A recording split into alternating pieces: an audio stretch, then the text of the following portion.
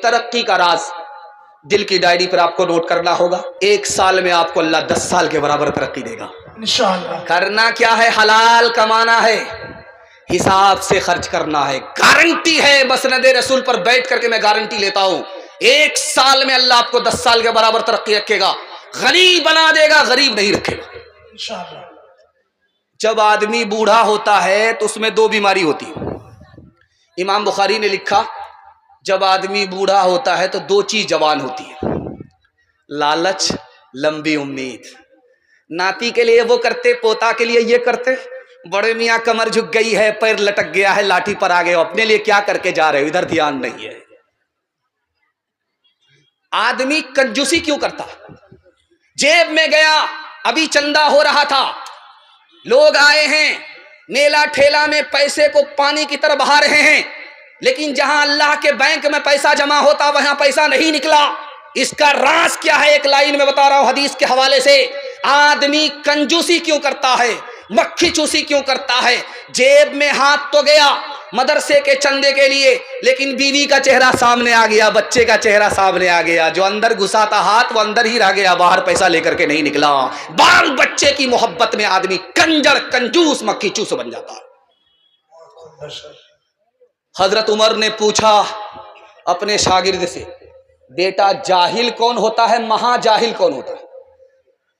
کہا حضور جو اپنی دنیا بنائے اپنی آخرت برباد کرے یہ جاہل ہے. آپ سمجھتے ہیں کہ جس کو لکھنا پڑھنا نہیں آتا وہ جاہل ہے. اسلام کی اصطلاح میں اس کا نام جاہل نہیں ہے. جاہل اس کا نام ہے جو اپنی دنیا بنانے کے لیے اپنی آخرت برباد کرتے ہیں، اس کا نام جاہل ہے. چاہے وہ کتنا ہی بڑا آدمی ہو، کتنا ہی بڑا عالم ہو، اگر وہ اپنی دنیا برباد کر چکا، بنا چکا، اپنی آخرت برباد کر چکا ہے تو اسلام کی زبان میں وہ بھی جاہل ہے. اس کو پڑھا لکھا جاہل کہتے ہیں.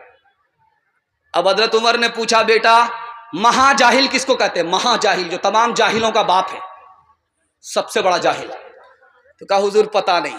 کہا جو دوسرے کی دنیا بنانے کے لیے اپنی آخرت برباد کرے یہ مہا جاہل ہے. دوسرے کی تو دنیا بن گئی، اس بے وقوف کی آخرت برباد ہو گئی. شادی کے وقت میں آپ دیکھیں گے بیٹا خاموش رہتا ہے، باپ بولتا ہے. ہم کو تو اللہ نے سب کچھ دیا ہے، کسی بات کی کمی نہیں ہے. آپ کی بیٹی سے میرے بیٹے کا رشتہ ہو رہا ہے، 4 چکا دے دیجئے گا، کیا فرق پڑے گا؟ آپ ہی کی بیٹی آئے گی اور جائے گی.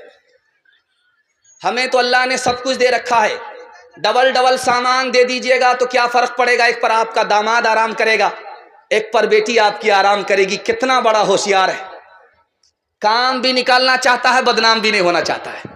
لیکن میں سینے پر ہاتھ رکھ کر کے آپ سے ایک سوال کرتا ہوں، یہ جو گاڑی ملی ہے کس کو ملی؟ بیٹی داماد کو.